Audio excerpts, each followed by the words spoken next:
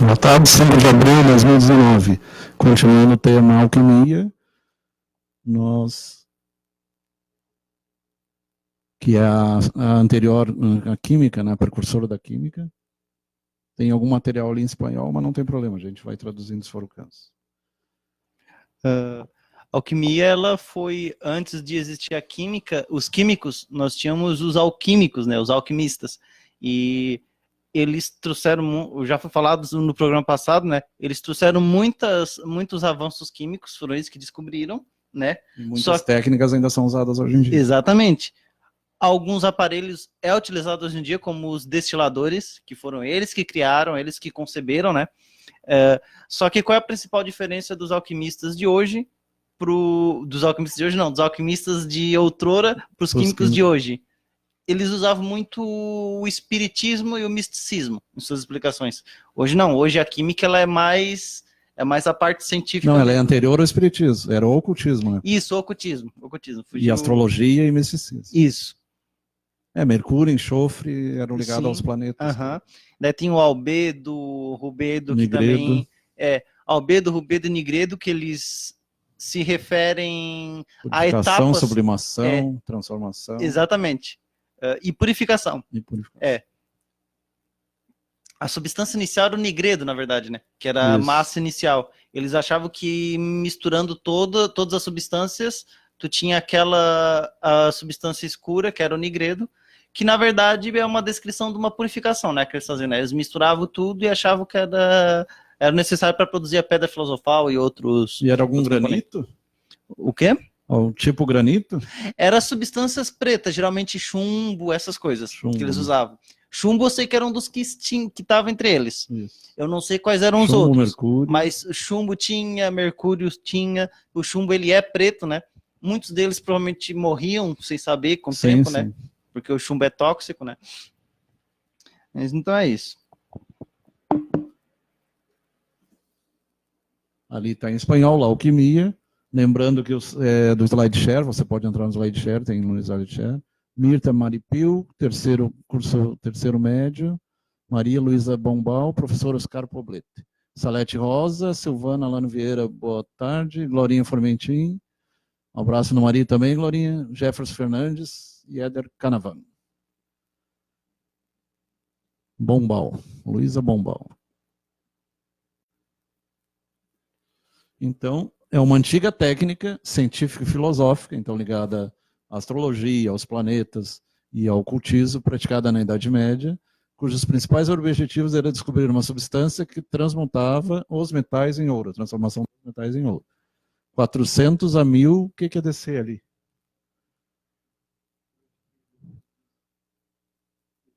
Depois de Cristo. Mas deveria estar maiúsculo. Também se buscava a prolongação da vida eterna, a pedra filosofal. Então, o Elixir da Vida Eterna, Nicolas Flamel, Conde Saint-Germain, o Conde Cagliostro, e alguns deles chegaram próximo aos 100 anos e, segundo alguns, eram vistos, mesmo depois da morte, eram vistos. Eles dominavam essa questão da visualização mesmo após a morte. Flamel foi o mais famoso. Aliás, mais famoso depois de Hermes e Paracelso. Lembrando só uma observaçãozinha, hoje a gente tem uma área da parte da bioquímica, que também entra na parte da farmacêutica, e que, porventura, que por consequente também é uma extensão da química, é uma área química, não deixa de ser, que é a toxicologia, né? E o Paracelso é considerado como o primeiro toxicólogo que existiu, né? Claro que na época eles não usavam esse termo, mas ele fazia essa análise de venenos, essas coisas. Foi um dos precursores disso. Né? Plantas medicinais, venenos. Que hoje em dia é muito importante na área criminal também, que é muito avaliado casos de homicídios. Medicina legista. Eles usam para identificar veneno, a parte forense. Eles usam para identificar veneno, identificar causas de morte, essas coisas. Então, é bem interessante a parte da toxicologia como um todo, né? E é uma área que te interessa, né? Sim, é uma área... Tu é um dos fãs do CSI, aquele? Sim, é uma das minhas áreas favoritas. Primeiro, não apenas por isso, mas também porque eu acho que boa parte das doenças que a gente tem hoje, a gente vai encontrar a cura em venenos de animais, né? E a toxicologia tem uma vertente dela chamada toxinologia, que ela lida especificamente com toxinas, plantas, animais, essas coisas. E é bem interessante. Muitas doenças, por exemplo, está sendo feita pesquisa com veneno de vespa, com veneno de sapo. O veneno de abelha é usado em reumatismo. Sim. O veneno da jararaca é usado no medicamento. No captopril, no o enalapril. captopril, né? E tu fala também dos soros, né? Antiofídico, Sim, antiescorpiônico. que eles são feitos do próprio veneno, do próprio veneno do bicho. dos animais.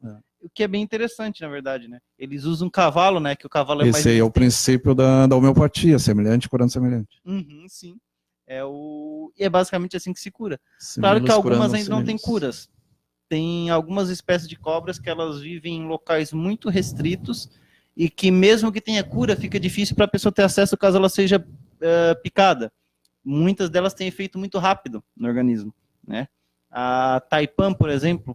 E na produção agrícola também é usado algum princípio também. Sim, no controle biológico. O problema é que é uma faca de dois gumes, né? Os pesticidas, os agrotóxicos... Não, controle de pragas biológico. Sim. Mas ou é usado vírus, ou é usado fungos, e em alguns casos é usado... Sim. Como substância alternativa, né? Tem uma substância, eu não sei que a substância produzida pelo tabaco e pelo eucalipto, que em volta realmente não cresce nada. Então está sendo usado para combater também ervas daninhas. Sim. Uma outra coisa que é interessante, que a toxicologia também estuda, é agrotóxico. Entra na parte da toxicologia. Então, eles são, embora muitas vezes tenha uma discussão que diz que eles não são tão perigosos, é um fato que eles são perigosos. Eu estou falando aqui, estando na área da engenharia química, o Flávio está aí como médico. Já vi casos bem graves, até morte, ou se não morte, insuficiência renal, casos bem graves. Sim, lesões de pele. Pela exposição, né? E paralisia muscular, né? Pode matar. Justamente. Fora que a espécie mais importante de ser vivo que nós temos hoje é considerada a abelha. Os agrotóxicos, eles estão minando a população das abelhas, né? Então, tem que ter muito cuidado, porque se as abelhas forem extintas hoje, em 2 anos a humanidade começa a entrar em colapso. E um dos principais medicamentos é o mel. E o própolis, a geleia real. Justamente, que não tem, o ser humano não consegue reproduzir, um detalhe. Então, se as abelhas forem extintas, diga adeus ao mel, porque o ser humano não consegue reproduzir. Eles estão substituindo até o sangue e não conseguem substituir o mel. Né? Sim. Inclusive, eu já até levei essa questão para um professor meu e eu perguntei para ele por que o ser humano, com essa tecnologia que tem, ainda não consegue reproduzir o mel. Ele falou que é uma substância tão complexa que mesmo com a tecnologia avançada como a gente tem, ainda não é possível sintetizar, produzir ele. A do pólen ali? Não, o mel mesmo, que tem a substância. Que começa pelo pólen, né? Sim, mas o ser humano ainda não consegue reproduzir a substância mel, não consegue produzir. A tecnologia não é suficiente. É avançado, mas não é suficiente para isso. E a natureza cura tudo, né?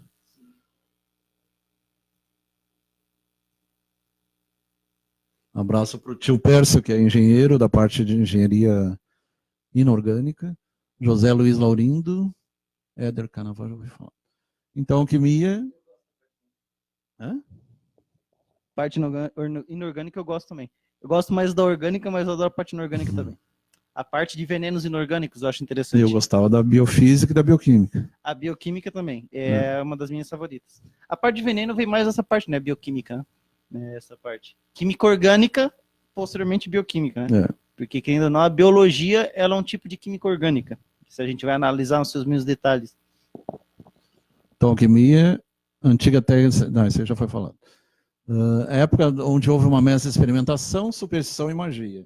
Por isso que ela foi perseguida, né? A base da alquimia é parte da doutrina que postula que todas as coisas tendem a alcançar perfeição, perfectibilidade.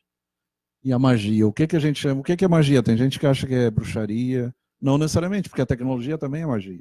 O que é um computador, um fax, um telefone, são coisas que antigamente eram magia. Se pegar 200 anos atrás, era coisa do diabo, e hoje são coisas comuns. Né? A prática também científico-filosófica, abarcando 2.500 anos. Combinou elementos da química, da metalurgia, física, medicina, astrologia, semiótica, misticismo, espiritualismo e arte. Semiótica é estudo dos símbolos, né? Simbologia. A alquimia, fundada no Antigo Egito, foi uma das principais ciências modernas. Então, tem alquimia egípcia, alquimia hebraica, alquimia mesopotâmia, tem chinesa, e a medieval nos anos 1100 para adiante. Muitas das substâncias, ferramentas, processos da antiga alquimia têm servido como pilares fundamentais nas modestas indústrias químicas e metalúrgicas. É o que a gente comentou semana passada. Destilação, decantação, purificação. Ali mostra um aparelho lá, um forno. A origem da química provém da primeira industrialização da humanidade primitiva, quando as primeiras populações desejaram preocupar-se e sobreviver, e começaram a reunir-se em comunidades, surgindo o que se chamou a primeira civilização urbana. Começaram a ir da terra, isso é a Revolução Industrial, né, para as cidades. Outra forma adotada da alquimia era a busca da pedra filosofal, o elixir da vida eterna, capaz de obter a vida eterna. Aí é uma grande, na minha opinião, um grande erro de concepção, porque a alma é eterna, o corpo não. E tem muita gente querendo buscar eternizar o corpo, ir a 140 anos, 150 anos, o transhumanismo, que a gente já comentou na outra ocasião. Então, o corpo, pela tendência, ele tem tendência à desintegração, tendência à entropia, ao caos, e não à ordem. A ordem é no plano espiritual, e a desordem é no plano físico. Então, a tendência é a desordem. Se tu não tomar banho, não cortar cabelo, não se cuidar, tu vira um caos. A mesma coisa a casa da gente. Fora que é muito abordado em questões de ficção, que a imortalidade é o pior benefício, entre aspas, que a gente poderia ter. Mas eles falam no tédio, né? Quando falam dos Dráculas, aqueles seres. Isso. Porque geralmente a imortalidade implica em no teu corpo nunca morrer. Mas o que acontece? Todos à tua volta vão, e tu vai continuar. E tu vai ficar sozinho. Tu vai continuar conhecendo pessoas, continuar perdendo pessoas. A vida toda tu fica num ciclo de solidão. Então, acredito que tá mais pra maldição, né? Se hoje tivesse a oportunidade, você pode escolher ser imortal por meio de, sei lá, mecanização do teu organismo. Eu, particularmente, não escolheria isso. Justamente por isso, porque eu acho que a gente tem que seguir nosso ciclo. Entretanto, eu acho que o transhumanismo e a utilização de ciborgues seria interessante para caso de amputação, ou caso de doenças, determinadas doenças, né? De forma que ele não... A regeneração, um braço e uma perna está bem avançado. Exato. Terapia gênica, terapia genética. Uhum. De forma que ele não deixe o corpo imortal, mas que ele possibilite que tu tenha um pé quebrado, uma perna quebrada, que tu recupere, sei lá, um olho, né? Porque na outra ocasião a gente discutiu o absurdo de recriar o mamute, que é o elefante antigo, e tem uns idiotas que querem recriar o homem de Neandertal. Então, vai voltar 60 mil anos atrás. Qual é o sentido de voltar para trás? Para poder criar um animal desses antigos, a gente tem que ter... Eles pegaram um congelado lá e analisaram o DNA. Isso. E estão tentando implantar numa elefante. Qual o problema disso? A gente não sabe qual vai ser o impacto da volta de um animal já extinto. E a elefanta é capaz de gerar? O elefante fêmea, no caso? Sim, por compatibilidade de DNA. Se eles têm ali uma compatibilidade, porque eles têm uma herança genética, na verdade, né? O elefante, na verdade, é uma herança genética dos mamutes. Mas como é que o DNA pode durar 200 milhões de anos? Existe um conceito em biologia que ele é muito debatido ainda, não se tem conclusão sobre ele. A memória celular? Debate, que é isso, memória genética. Memória genética celular também. Isso, que há um debate constante em torno disso. Alguns acreditam que é possível, outros acreditam que não. Né? Então é no caso da alquimia tem a ver com Golem, Frankenstein. Sim, basicamente. São coisas que tem a ver. O problema é o seguinte, se eu vou trazer um animal como mamute, a gente já começa pelo seguinte problema, eles eram muito maiores que os nossos elefantes, né? Então eles eram maiores. O elefante consome 200 quilos de mato e água, não sei quantos litros também já. Muito maiores, não existe isso, tá, gente? Eles chegam a fazer 5 mil quilômetros para ir atrás de comida. Uhum. Então seria melhor trazer o tigre dente de sabre, por exemplo. Sim. Ou seres que não vão interferir tanto assim, no meio ambiente. Nós já temos elefante. Como é que seria trazer um mamute? Mamute só sobreviveria na Sibéria. Na Sibéria. Porque se o mamute vai para a África, provavelmente ele vai acabar morrendo pela grande quantidade de pelo que ele tinha. Vai morrer de calor, né? Que causa insolação, que eles chamam, né? Vocês podem perceber que quando o animal é muito grande, ele geralmente não tem tanto pelo assim, esses animais lá da África. Porque se eles tivessem pelo, o elefante se tivesse pelo no corpo todo como o mamute, coitado do animal. Ainda mais nas temperaturas cada dia aumentando mais, né? E só corrigindo, gente, não existe muito maiores, tá? Foi uma gafe que eu cometi. É maiores só. Mas, como eu estava falando, eu já vi casos também de gente que está tentando trazer os dinossauros de volta. Outro absurdo. Pior ainda. E isso é perigosíssimo. Perigosíssimo. Porque vamos imaginar que hoje eu traga um tiranossauro para a vida, hoje em dia. Vamos e vemos, os nossos animais, a nossa fauna, não tem como lidar com um animal desse porte. Provavelmente nós geraríamos uma extinção em massa, um grande desequilíbrio ecológico se a gente trouxesse um tiranossauro de volta. A menos que acredite que ele fique numa ilha isolada, tipo Jurassic Park da vida, né? Mas é claro, a gente sabe que é ficção. Talvez pode ser que seja assim, que eles pensem fazer, mas tem que ser algo bem isolado, algo que não tem outras espécies, né? Não tem um objetivo lógico.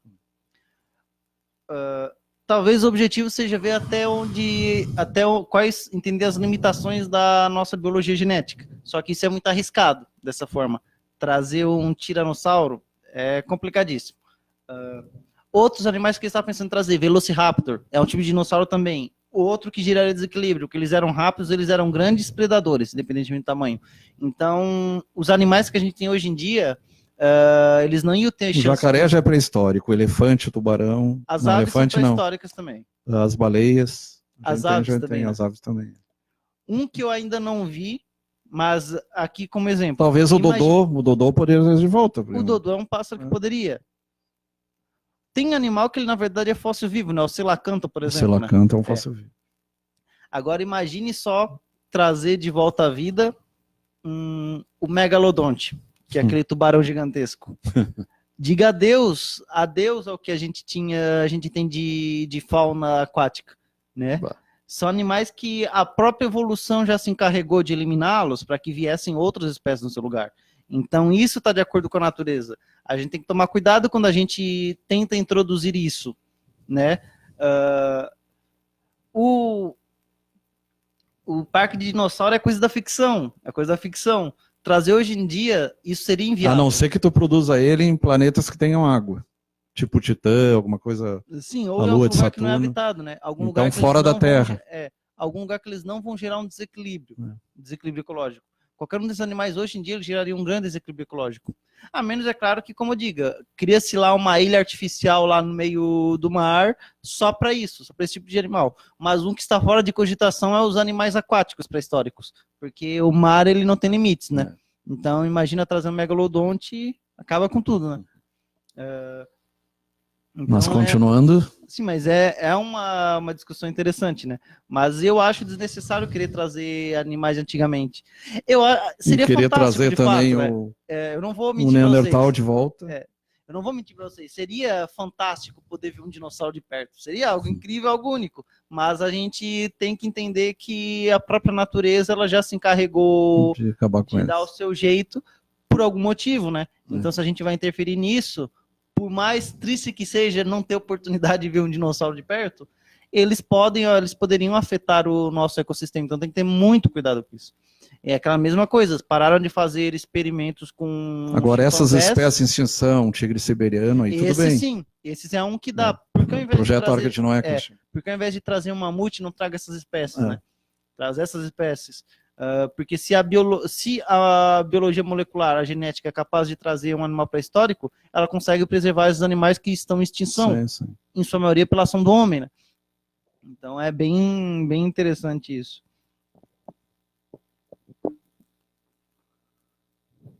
A primeira industrialização da humanidade primitiva, as primeiras populações deixaram de preocupar em sobreviver e começaram a reunir-se em comunidades. Isso aí já foi falando, né? Então, a busca do elixir da vida eterna. Ele se acredita que sejam mistura de ervas, substâncias antioxidantes, contendo vitamina A, C, E, selênio, zinco, manganês, que ajudariam a aumentar chegar a 100 anos, 120 anos, ou até 150 anos. Marcel Alves Rocha, Elias Bruno de Roque, Kleber Soares Pereira, Denise Natalino Gonçalves Fernandes, José Luiz Laurindo.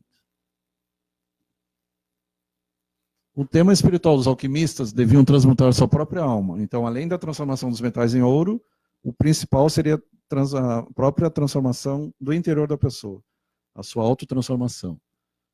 Então, a sua mudança interna. 3 coisas são necessárias: o autoconhecimento, o conhece a ti mesmo, que o Sócrates falava, o conhecimento geral, acadêmico, filosófico e científico, e a prática do amor e a caridade. Se tu seguir essas 3 linhas, tu vai evoluir. Se tu não seguir, tu vai estacionar, vai parar no tempo. Então eles buscavam isso aí, através do conhecimento, mas mais importante que o conhecimento é o autoconhecimento. Conhece a ti mesmo. Que a maioria acha que na verdade, eu estou Flávio, eu não sou Flávio, eu estou Flávio. Amanhã eu posso ser Antônio, Joaquim, Maria. Nós não temos, o espírito não tem sexo, ele pode vir homem, pode vir mulher, é questão do gênero.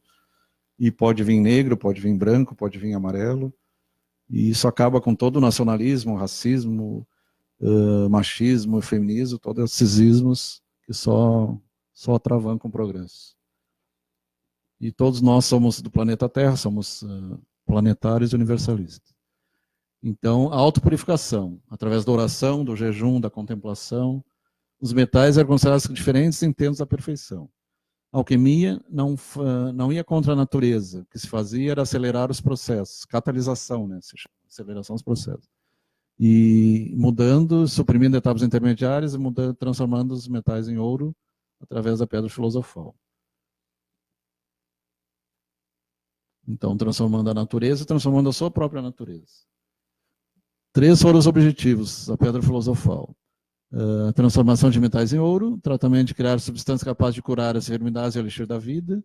E aqui vão aproveitar para fazer um adendo: a metaloterapia, a cura através dos metais, que não tem, slides não tem muito, tem mais a material por escrito mesmo, mas teve uma época que eles usavam para magnetizar e para tratamento de doenças, usavam ferro, usavam bronze, usavam ouro.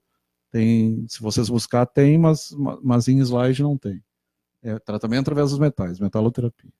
Aproximando os metais de determinadas regiões do corpo, se conseguir aliviar ou ativar ou sedar determinados processos fisiológicos. Tudo em busca da pedra filosofal. Lembrando que o ouro, há um tempo atrás, era usado embaixo da pele para rejuvenescimento, mas não ouvi falar mais nada, né? Tem gente que diz que o ouro é bom para... Tem gente que toma o azeite com ouro, o champanhe com ouro, com pedras de ouro. Mas em excesso tudo é ruim, né? Tem que ter sempre um bom senso. Até a água em excesso. Então, a única substância capaz de conseguir a transmutação, a verdadeira pedra filosofal é a roxa. Tem uma história que seria uma pedra vinda do espaço, tem toda uma história. Tem a ver também com a busca do Graal. Isso aí coincidiu com aquelas lendas medievais do cálice sagrado. O pó roxo da pedra possui 3 virtudes: transformar em ouro os metais, constitui o enérgico depurativo do sangue quando se ingere qualquer enfermidade. Mas que substância é essa aí, afinal? Também atua sobre as plantas, faz crescer, maturar, dar frutos em algumas horas. Os alquimistas teriam 7 princípios fundamentais: fogo, ar, terra, água e elementos essenciais: mercúrio, sal e enxofre. Terra, fogo, ar, terra e água. Ali nós mostramos Paracelsus, e o outro acho que é o Samuel Hahnemann, Geber. Paracelsus, Theophrastus Bombastus von Hohenheim, bem complicado o nome dele. E Paracelsus vem além do Celso. O Celso era um cara muito inteligente lá da época da Roma Antiga, então ele dizia: eu sou melhor que Celso, além do Celso, Paracelsus. Dizia que os elementos dos corpos compostos eram sal, enxofre e mercúrio. Representavam terra, ar e água. Então, cada elemento representante também terra, ar e água. E o fogo se considerava como material. Criam na existência do elemento a descobrir chamado alcaísto. E mantinha, for encontrado, podia ser como a pedra filosofal. Não conheço assim. Medicina universal, dissolvente irresistível. Na verdade, o melhor dissolvente é a água, né? Em 1530, descobriu o tratamento para sífilis, tendo que ingerir mercúrio. Isso aí depois foi abandonado com o surgimento da penicilina, lá nos anos 1920. O Geber, precursor da química moderna, não só sintetizou o ácido sulfúrico, esse aí que descobriu o ácido sulfúrico, também o clorídrico e o nítrico. O SO2, o HCl e o NO3. Descobriu o ácido cítrico também, que é a vitamina C, o tartárico e o acético, o acetato, que é o vinagre. O primeiro a sintetizar o processo com cristalização e destilação. Inventor da água régia, mescla do ácido clorídrico e nítrico, que pode correr o ouro. O primeiro em dividir as substâncias em espíritos, metais e pedra. Dividiu em espíritos, metais e pedra. Então, uma informaçãozinha aí. Hoje em dia a gente sabe que os corpos orgânicos, no caso os corpos de animais, de plantas, o nosso próprio, são formados por carbono, oxigênio, hidrogênio e nitrogênio, em sua maioria, né? Então, antigamente acreditava-se que haviam outros, né? Mas hoje em dia a gente sabe que são esses. Então, são isso aí. Isso. Carbono, hidrogênio, oxigênio, nitrogênio, fósforo e enxofre. Exato. E a gente tem alguns outros ainda que não deveriam ter, que são geralmente provenientes de outras fontes. A gente tem arsênico no nosso organismo, astatine, astato, né? A gente tem astato, molibdênio, boro. Molibdênio, boro, bromo a gente tem, bromo também. Mas não é natural, tá? Não é natural no nosso organismo. E a gente tem outras que são adquiridas pela alimentação. E a gente tem o ferro também no nosso organismo. A gente tem... é essencial para manter a hemoglobina lá, ferro, o oxigênio. Sódio, ferro, sódio e potássio a gente tem, que eles são necessários, né? Inclusive, um dos problemas do arsênio é esse. Ele ocupa os lugares do fósforo. Onde tem fósforo, ele vai lá, ele se liga. Então, ele Lembrando que o fósforo é o principal na memória. Adenosina trifosfato e monofosfato. E quem tem problema com arsênio, geralmente fica verde, meio esverdeado, e às vezes fica tipo umas manchas pretas, uns buracos, algo assim. Uma coisa bem esquisita, fica parecendo uma fruta do conde, pessoa. Vocês procurem aí depois, arseniose, que é o nome da doença que é causada pelo arsênio. Manganesa, a gente já comentou outra vez também. Sim, que a gente tem. A loucura mangânica. Sim. Outro que a gente tem no nosso organismo é iodo. Iodo para tireoide, para funcionamento da tireoide. Que inclusive é o principal problema das substâncias da mesma família do iodo, é esse, que causa tireoide. Cloro, bromo, essas coisas, porque eles vão lá, eles retiram iodo do nosso organismo, eles competem com iodo, então onde é que tem iodo, eles vão lá e eles se ligam. Se ligando lá, eles resultam na tireoide, né? Então, sempre tem que ter muito cuidado com essas substâncias, né? O cloro, todo mundo sabe que é tóxico, né? O cloro, claro que tem uma quantidade na água, mas tem que ter muito cuidado com ele, né? O ácido clorídrico, a gente tem cloro no próprio organismo, né? O ácido clorídrico o flúor em excesso causa fluorose também. Sim, tem que ser que a gente tem uma quantidade. Manchas. E o flúor, lembrando que o flúor é o elemento mais reativo, né? Então... E é um elemento calmante, né? Tem muitos remédios que tem flúor. Fluoro e cloro também. O nosso cérebro, os nervos, funcionam através de sódio e potássio. E cálcio e magnésio também. Tem sempre sódio, potássio, cálcio e magnésio. Junto com as vitaminas. Vitamina B9, B12, B1, vitamina C. Então, além do Celso e o Geber ali, todos aqueles descobrimentos lá. O Paracelso era bem aprofundado na astronomia, astrologia. Aportes. Descobrimento de substâncias novas. Então, como eles iam misturando, acabavam descobrindo substâncias novas. Desenhos de aparatos de laboratório, retortas e outros tubos. Depois deram origem às pipetas, aos equipamentos modernos. Anotações de reações químicas. Da alquimia, se restauraram os métodos de laboratório e os aparatos envolvidos em laboratório.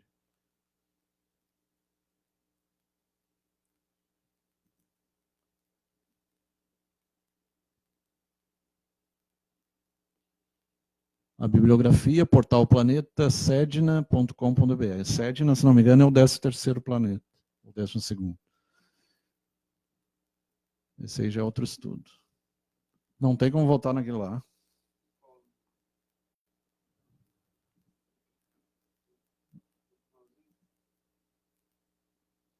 História de Química, monografias.com trabalhos, wikipedia.org alquimia, youtube.com, tá, pode passar. Ele é curtinho, mas foi pesquisado em vários lugares. Essa é outra escola, vários estudantes, História Estadual Mato Grosso do Sul, já do Brasil, Unidade Universitária Douradas, Mato Grosso do Sul, uma cidade bem desenvolvida. Alquimia, o que é? Quais os objetivos? Alquimia e filosofia, alquimia e simbologia.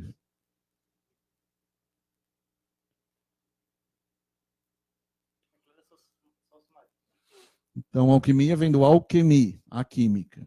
E semana passada também tem a ver com... Por que tem a ver com o Egito? Que o nome antigo do Egito era Quem, terra do Quem. Então, vindo do Egito. O início da alquimia ocorreu entre os séculos 3 e 1 a.C., na cidade de Alexandria, que é bem no porto lá do Nilo. Alexandria, Egito, século 1 a.C. até o século 7. O Islã, século 8º a 14. Escola Tradutores de Toledo, Espanha, século 13. Europa, século 12 a 16. E desaparecimento, século 16 a 18, quando surgiu a química, né? Sim. Os primeiros químicos. Lembrando que quem é considerado o pai da química é o Lavoisier, Antônio Lavoisier. A descoberta dos elementos. Isso. Mas antes dele teve o Novo Organum do Francis Sim. Bacon. Francis Bacon Lavoisier ele é considerado o pai da química e ele foi guilhotinado durante a Revolução Francesa, quando Robespierre conseguiu assumir o poder lá na Revolução Francesa. Todos que um dia já tiveram alguma relação com o governo da época, como com o rei, eles guilhotinaram. Mesmo Lavoisier, àquela altura, ele já não tinha mais relação nenhuma, ele já tinha se desvinculado. E quando ele fez parte, ele não... Mas ele era jacobino? Ele era o contrário do... Gerundino. Na verdade, eu acho que ele não se encaixava em nenhum deles, porque antes do... Marat era jacobino. Porque antes do Robespierre assumir aquela estourar, o Lavoisier, ele já tinha se afastado do governo da época. Que era me esqueci o nome do rei agora. Acho que não sei se é Felipe. Luís XIV. É o Luís XIV. E na época, lembrando que ele não é conhecido por qualquer tipo de ativismo político, também não tanto, pelo menos. Ele é mais conhecido pelas suas pesquisas na área da química, né? Inclusive no jogo Assassin's Creed aparece o Antônio Lavoisier. Ele aparece numa expansão do jogo chamada Revolução Química, que teve lá na época, né? Que foi feita lá durante esse período. Ele foi guilhotinado porque ele já teve relação com o governo na época, só que para que ele tinha essa relação? Porque ele ganhava verba para financiar as pesquisas dele. Então era só por isso que ele tinha se juntado na época, né? Mas ele não... Sinceramente, ele não merecia o que aconteceu com ele. Foi uma manobra bastante cruel do pessoal que assumiu lá, do Robespierre. Tanto ele como muitas outras pessoas foram por puro extremismo. E ganância dele, né? Do poder, né? Pela ganância dele, simplesmente falou, discordou de mim, vai tudo para guilhotina. No final ele também ele foi que acabou sendo guilhotinado, né? Mas infelizmente o Lavoisier ele deixou esse mundo de uma maneira que não deveria ter deixado. Simplesmente ele não era uma pessoa ruim nem nada, ele fazia suas pesquisas, era sempre focado nas pesquisas, e ele foi de suma importância para a ciência mundial, né? Tanto é que ele é considerado o pai da química, né? Então... A famosa frase, tudo se transforma, nada se destrói. Sim. Ele só errou dizer que nada se cria, tudo se cria e tudo se transforma. É que, na verdade, a criação... tu sempre tira de alguma coisa anterior, né? Sim, tu nunca tira do nada, aí tudo bem. Por isso que ele dizia que nada se cria, porque ele encarava tu não tira nada do zero. Ele encarava a criação de algo como, na verdade, uma transformação. Então, nesse sentido que tudo ele fala se transforma. que nada Isso aí é Heráclito, né? Tudo se transforma. E lembrando que Organo é Aristóteles. Aí o novo Organo é Francis Bacon, que é um dos criadores da ciência. Junto com Galileu, junto com Lavoisier, entre outros. Isso, 100 anos antes, o Francis Bacon já tinha alguma noção de química, de física.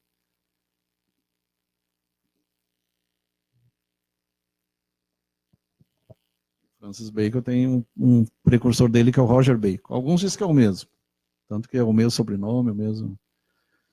Então é considerada uma pseudociência, uma falsa ciência, porque não usa as técnicas da ciência moderna, e tem como objetivo a transmutação de metais menos nobres em ouro, uma maneira de prolongar a vida, um elixir da vida eterna, e a criação da vida artificial, os homúnculos, que tem a ver com Pinóquio, com Frankenstein, que a gente comentou lá, a criação de seres a partir. Inclusive, todos esses temas, eles são abordados na obra de ficção Fullmetal Alchemist. Para quem tem interesse, tem inclusive o Netflix legendado lá, é interessante, é um desenho animado. Está em inglês? Ele está em japonês, com legenda... com legenda em português. Com legenda em português. Tem em português também, se vocês procurarem ele dublado. Ele foi todo dublado. É que a Netflix não teve o direito para pôr ele dublado lá, então ela só pôs ele legendado. Mas vocês podem procurar aí Fullmetal Alchemist Brotherhood, de Irmandade, que vocês vão achar, e ele fala especificamente sobre alquimia. Né? Então os conceitos... Deve ter até o Saint-Germain. Não ele necessariamente, mas tem referências a ele. E não aparece ou assim. o Conde Cagliostro e o... Sim, tem referências a ele, tem bastante referências. Cornelius Agrippa. Tem um personagem chamado Cornelius, que é uma referência a ele. Então tem muitas referências, é bem interessante. Eles partem desse princípio de transmutação, a lei da troca equivalente, o elixir da longa vida, a pedra filosofal e os homúnculos. Né? No caso desse desenho especificamente, os homúnculos, eles são os vilões da história. Né? Eles são os vilões que eles assumem, a partir do momento que eles são transmutados, eles só conseguem assumir uma forma viva com a ingestão de pedaços da pedra filosofal. Eles conseguem adquirir uma forma física. Não é o lápis lazuli egito, é outra pedra, né? Sim, mas é bem interessante de que vocês acompanhem, que é bem legal. E a história é uma história bem desenvolvida, né? É uma história bem construída, é bem legal. Então, aborda também quimeras, essas coisas, a criação de... como é que é mexer com a vida humana. Híbridos. Isso, híbridos. Seres híbridos. Uhum.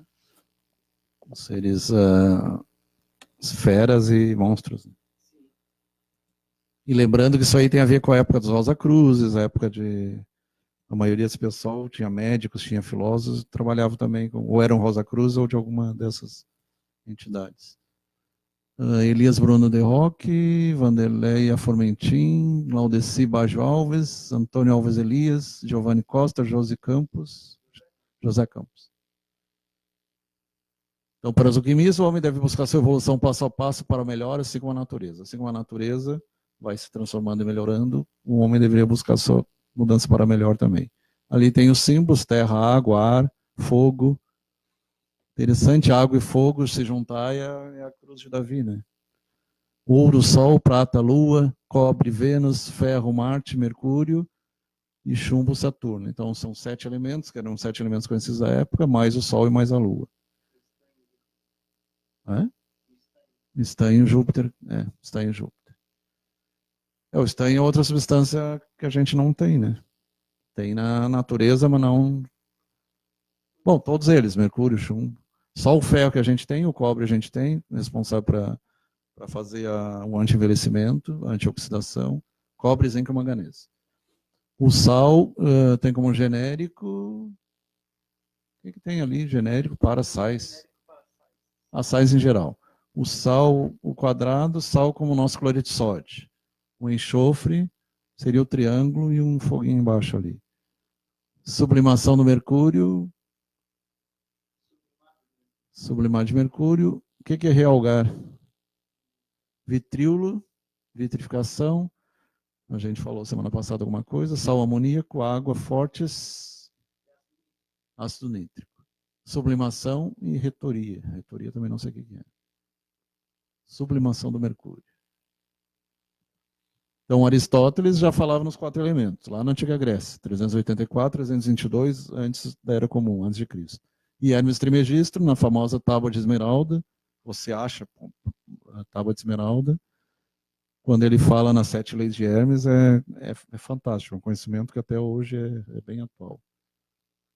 Ali mostra a figura de Nicolas Flamel, é um que teria alcançado essa longevidade, 1330 a 1418. Roger Bacon, que era padre franciscano, se não me engano, 1214 a 94, o mais antigo registro da pólvora, 40,2% de salitre, 29,4% de enxofre, 29,4% de carvão. E o Paracelso, 1493 a 1541, contribuições para a medicina, astronomia, entre outros. Paracelso era bem obeso, né? Vidrarias e aparatos. Almofariz, destinado à pulverização, trituração, maceração de sólidos. Até hoje é usado. Não só fazer caipirinha, mas também para amassar algum produto sólido.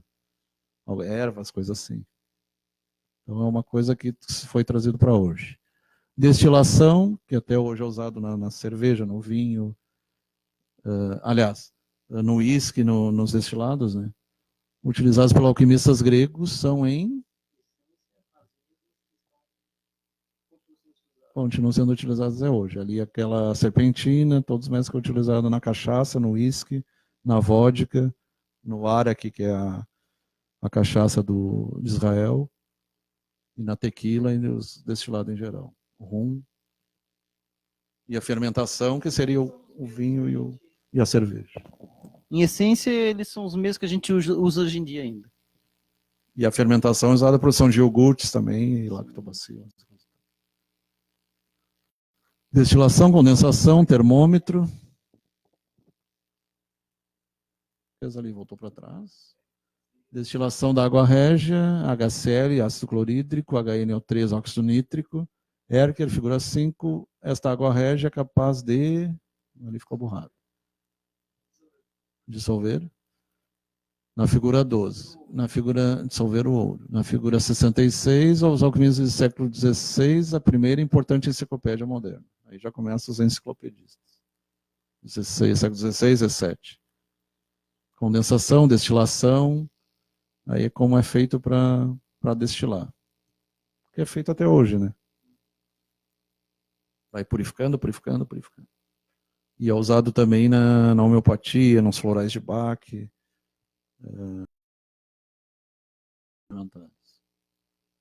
A homeopatia é baseada na cura pelo semelhante. Dizem que o Samuel Hahnemann era o mesmo Paracelso. Esse é o fim? Não.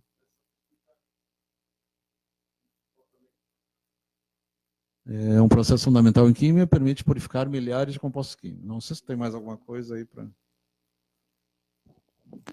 Na verdade, isso aqui é o tipo de destilação que a gente faz no laboratório hoje em dia ainda. A gente bota uma substância num recipiente o bico de vidro. de Bilsen. Isso. Bilsen. Que é o nome do aquecedor que tem ali. A gente bota a substância em um vidro, bota ali, né? Falando em termos para o pessoal entender, né? A gente bota esse recipiente de vidro em cima de um equipamento específico utilizado para aquecer. Ela evapora, né? Ela evapora. Tem um termômetro. Tem um termômetro que ele está indicando a temperatura para a gente saber a que ponto. Para que serve esse termômetro? Para indicar a partir de que temperatura aquela substância começou a destilar, a evaporar ali. A água é 100 graus, o leite é 60. Então, cada substância tem o seu ponto de ebulição, né? E o que acontece? Ela desce por esse... Libera a água ali, H2O é água. Aham, sim. Esse vapor, ele sobe até aqui nessa altura dessa entradinha, ele desce por esse coisa comprido aqui, esse condensador. Comprido, que é o condensador, né, chamado de condensador. E a substância, e lembrando que isso aqui serve para o seguinte: quando o vapor entra aqui no condensador, ele volta para o estado líquido. Então, o que acontece? Quando eu destilo, ele sobe sobre vapor, entra no condensador, vira líquido de novo, e desce para sair lá num outro recipiente que vai estar recebendo esse líquido que foi separado. É uma separação que a gente chama de separação líquido-líquido. Tem ebulição e acaba com liquefação. Sim. Condensação tem todos os processos. Isso. Só não tem a sublimação. Isso. A gente chama esse processo de separação líquido-líquido, né? Que é para separar dois líquidos que têm um ponto de ebulição, ou seja, que eles evaporam em temperaturas diferentes. Então, se tem água e outra substância ali, uma substância que evapora a 200 graus... E se tu puser eletricidade ali no meio, faz a eletrólise, vai separar. Basicamente. Então, no laboratório a gente usa isso aqui.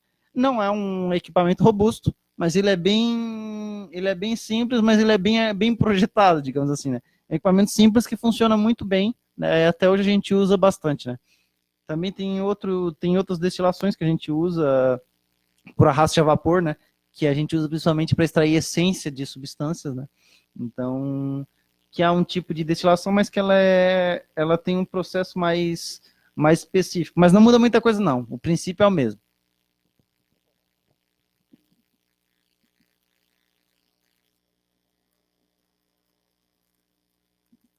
Ali nós temos, então, o fósforo.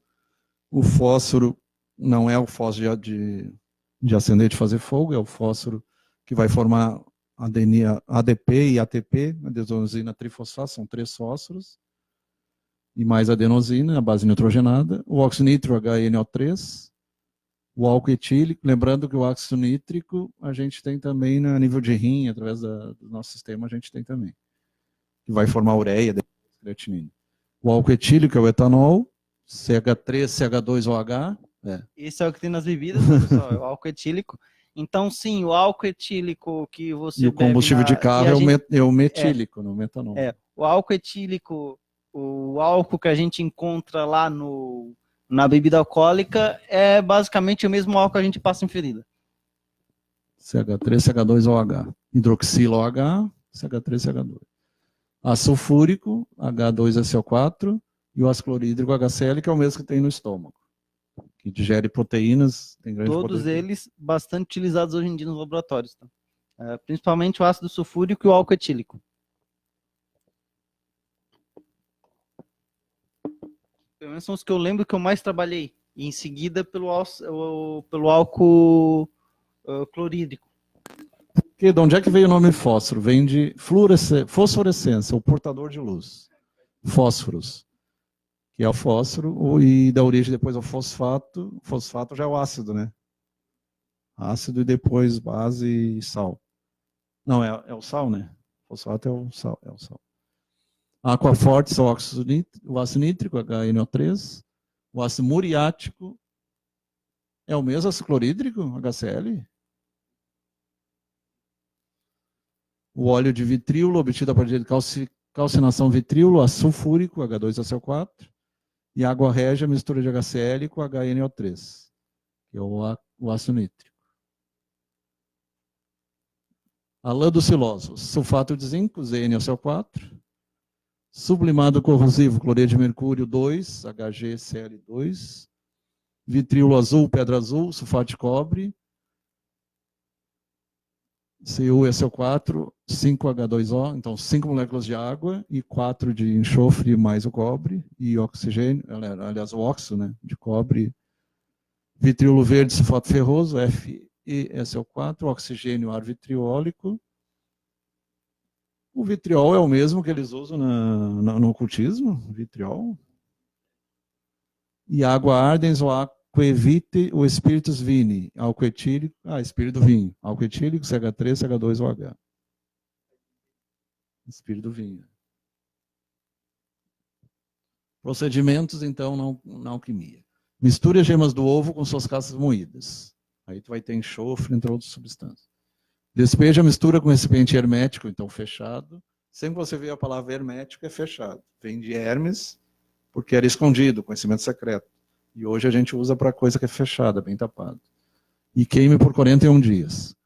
Depois deixe o recipiente esfriar sobre as brasas de um fogo de serragem. Encontrará agora seus conteúdos transformados em uma substância completamente verde. Aí, ó, sulfúrico. Ferva esse resíduo em água e a solução vai evaporar, tornando-se água divina. Não toque nela com a mão, somente com o instrumento de vidro. Põe a água divina num recipiente hermético, fechado, e cozinha por 2 dias. Depois despeja os conteúdos numa concha, alise-os e expõe ao sol. A água engrossa numa substância untuosa. Derreta 1 onça de prata. Onça é o onça que tem lá no... É uma medida dos Estados Unidos e da Inglaterra. E acrescente a substância e terá ouro. Processo meio complicado.